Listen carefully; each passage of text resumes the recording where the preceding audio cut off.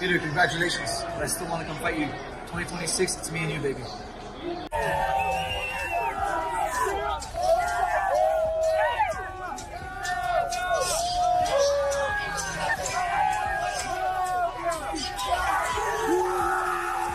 This is huge for Yan. Huge. Yan has been done dirty so many times in the UFC. This was epic. True. No! Yes! Yes! Yes! Go on, Piotr. Just go. I am in the hospital with my brother Aljamain Sterling, and then my brother drinking his Funk Harbor rum. And I'm on the phone with my mother. Dedico. Quick, amar jobak English surat. Holy smokes, there is a brand new UFC bantamweight champion. His name is Petr Yan. If you would have told me in March of 2023, after Merab Dvalishvili absolutely steamrolled, dominated, I mean, it was not even close. It was one-way traffic throughout. Remember that fight in Las Vegas, a fight night before Merab became champion? If you would have told me on that night that some 2.5 years later, they'd rematch and Petr Yan would fight Merab Dvalishvili the way in which he fought him tonight, and we'll get into it, but just to let you know what it was, in my opinion, it was 50-45 for Petr Yan. Now, the judges didn't necessarily agree. There were two 49-46s, one 48-47, which is absurd. I thought at worst it was a 49-46. It was a very fun, entertaining fight, but this was vintage Petr Yan. This was the Petr Yan who was wrecking fools in his first run as UFC bantamweight champion. And imagine 4.5 years ago, he makes the critical mistake. He hits Aljamain Sterling with the illegal knee. 3.5 years ago, he loses to Aljo in the rematch via submission. 2.5 years ago, he loses to Merab. Now here he is, once again, the man in the bantamweight division. Dude, that's crazy. This fight's legit over. Yan's clearly up. Yan still looks fresh too. Oblique kick, and he's looking for that body shot again. He's looking for that body shot. He might go upstairs with a head kick. Merab needs a finish in this 5th round. It is over, boys. Oh, Yan almost eats a big shot. Good head kick from Yan. Yan shoots a takedown now. Don't get guillotine late. Takes down Merab emphatically. Holy shit, how good is Yan? This could be 50-45. There's no way Merab thinks he won. He's like celebrating and talking. Dude, Merab's embarrassing himself talking to the crowd. What a fucking performance. How good is... They're not giving Merab a rematch. They're not giving Merab a rematch. It's going to be Umar Yan or O'Malley Yan. Yan whooped him like a dog, man. I don't know if... I hate to say it. I don't know if Merab deserves a rematch. He got whooped. One of the toughest fighters that I've ever come across. And let's just say, Merab and I didn't get off on the right foot early on. I have nothing but respect for him and everything that he's accomplished. And yeah, and for Petr to come in and do what he did tonight. And I mean, the body shots and the head shots and the wrestling. I mean, it was an incredibly high level fight that was, you know, what a hell of a way to end the ESPN era.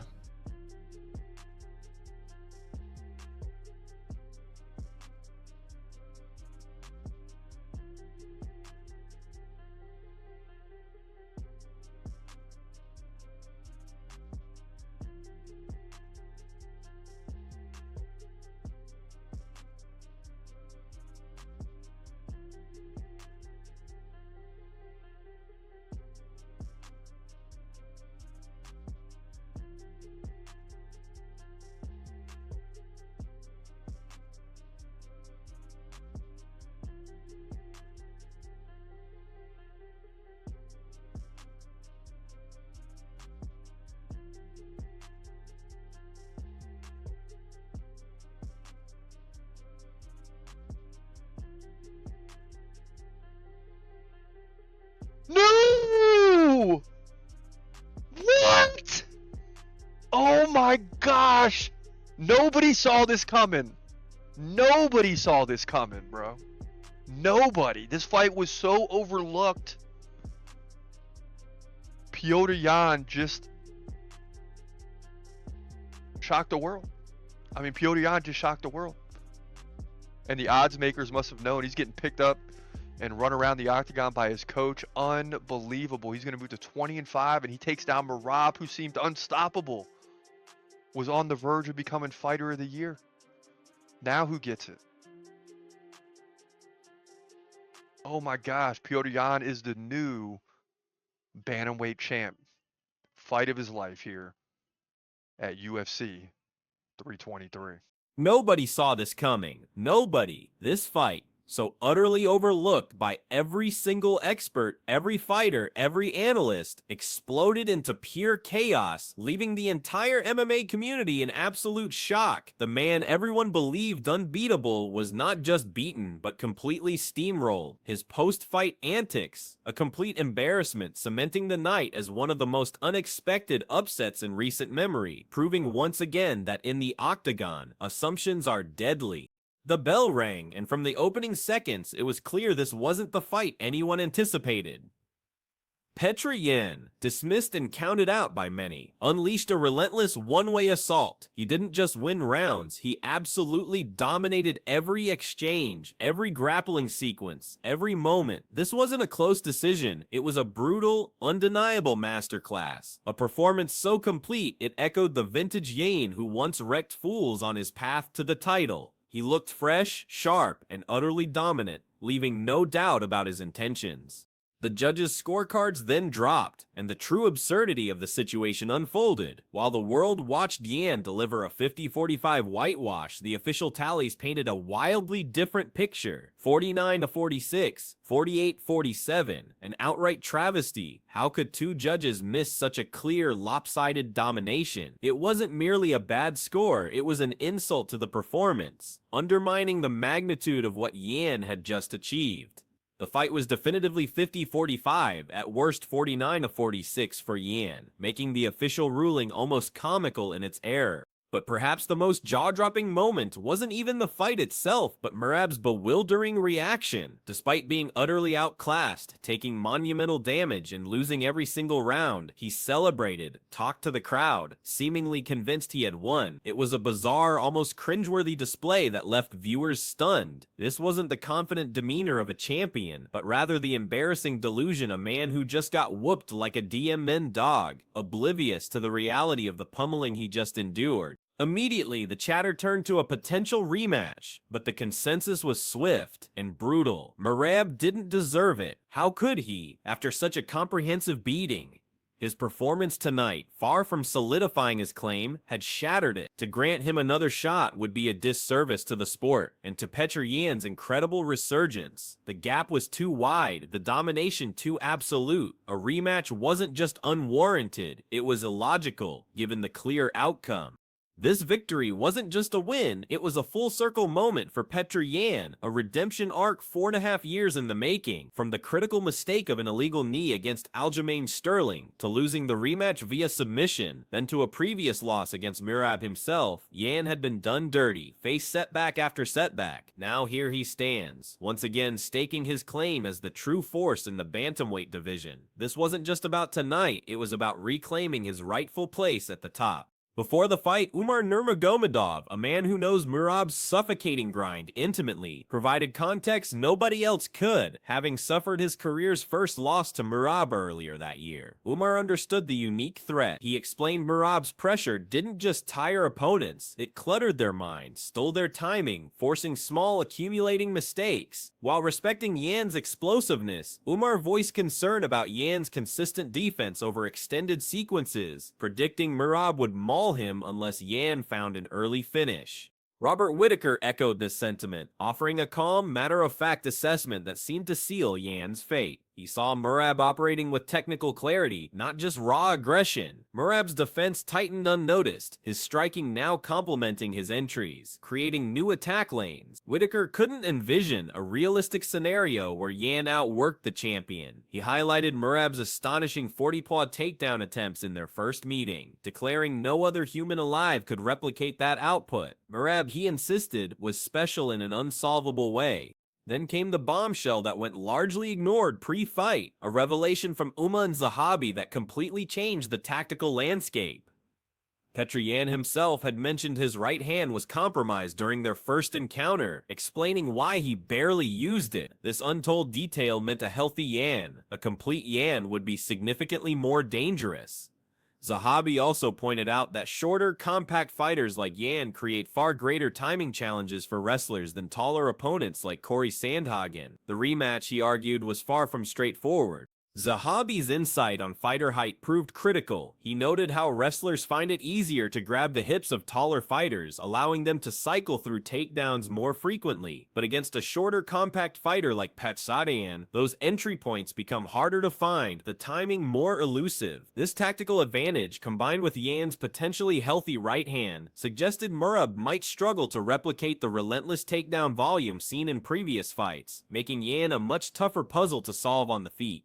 Ethan Ewing, observing Merab's performance against Sandhagen, was convinced the champion had reached an entirely new level. While acknowledging Yan's cleaner striking and sharper instincts, Ewing kept returning to one critical question: could Yan stop the takedowns long enough to force the kind of striking exchanges he thrives in? In Ewing's view, Merab showed no signs of slowing down or being figured out, only getting stronger as fights progressed. Yan, he believed, had early windows, but they would quickly slam shut. Ewing's ultimate conclusion was stark.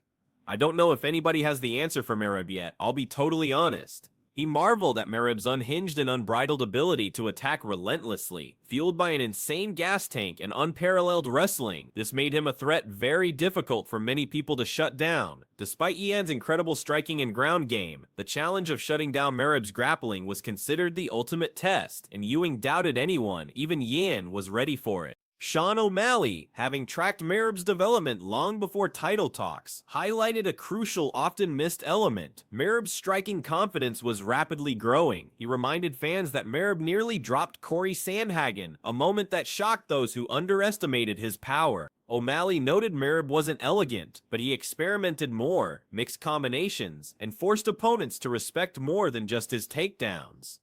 This meant Yan wouldn't just be staying upright, he'd be dealing with a fundamentally different, more dangerous striker. O'Malley went further, emphasizing Merab's extraordinary fight IQ, which he believed was smarter than his regular IQ. This meant while Merab was indeed showing more confidence in his hands, he wouldn't foolishly abandon his wrestling base to trade blows with a counter-striking phenom like Yan. Yet, the possibility lingered. If Merab fell in love with his striking too much and got caught, Yan, with his fast, sharp counters, could capitalize. It was a high-stakes gamble with unpredictable variables. The stakes were sky high for Merab, according to O'Malley. He declared Merab would be the fighter of the year if he secured this victory. More title defenses in a single calendar year is a rare and incredible feat in the UFC, an accomplishment that would undeniably cement his status as the sport's top performer. The expectation was that Merab would deliver another dominant performance, adding to his already impressive streak and claiming that coveted year-end accolade. Walter Walker looked beyond the immediate rematch, focusing on Merab's evolving legacy. He believed Merab had entered a phase where very few fighters could genuinely threaten him. Walker even floated a tantalizing hypothetical: Merab versus Pantoja. For him, this dream clash of styles, the relentless, suffocating champion against another elite, high-paced title holder, represented the ultimate fan-craved matchup, an intriguing vision of future possibilities for Merab's seemingly unshakable dominance. Jamal Hill didn't rely on complex technical analysis, he simply placed Merab in an exclusive club. He believed Merab had joined a small group of champions like Ilia Topuria, fighters who didn't just win, but made elite opponents look ordinary. Hill asserted that Merab was operating on a different level, with arguably the biggest gap between him and his competition. The rematch with Yan, he predicted, would simply be another stark demonstration of this widening chasm. Carter's Prades distilled Merab's essence down to the simplest, most terrifying variable: stamina. He dismissed talk of entries, combinations, or cage angles. For Prades, the only thing that mattered was Merab's seemingly endless gas tank. Most fighters fatigue. Merab never did. This refusal to fade, to breathe heavy, to offer moments of stillness, transformed him into a different kind of problem, a relentless force that opponents simply couldn't outlast, changing fights in ways fans couldn't fully grasp on paper. The overwhelming consensus before this fight was clear: Merab Dvalishvili was an unstoppable force, a champion whose trajectory was ascending, and Petr Yan was facing an impossible challenge. Every expert, every fighter, every analyst mentioned in the lead-up saw a dominant Merab victory, some even predicting a mauling. This wasn't just a slight lean, it was a firm, almost unanimous belief that Yan simply had no path to victory, making the actual outcome an even more spectacular, widespread misjudgment. Yet, Petr Yan proved them all wrong with a strategic masterclass. He navigated Merab's notorious pressure, defended takedowns with renewed vigor, and unleashed a striking arsenal that was both precise and powerful. The body shots, the head kicks, the late fight takedown that emphatically sealed the deal. It all contributed to a performance that highlighted Yan's evolution and resilience.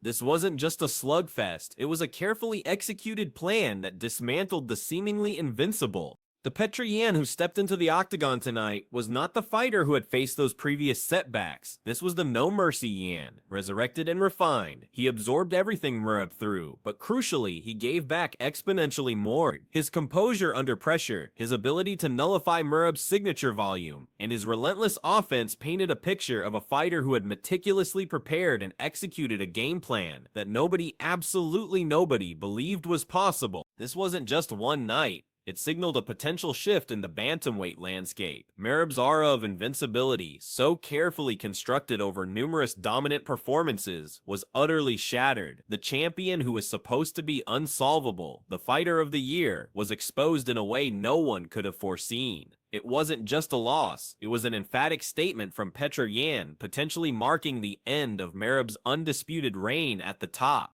So how do we reconcile the universal predictions of Merab's continued dominance with the undeniable reality of Yan's masterful performance? Was it merely the compromised hand revelation that truly unlocked Yan's potential, or did the collective MMA world simply overlook the true depth of Petr Yan's skill and resilience, underestimating his ability to adapt and overcome? The answers remain complex, but one thing is clear: the fight proved that even the most confident predictions can crumble under the weight of an unexpected career-defining performance, leaving us to question everything we thought we knew.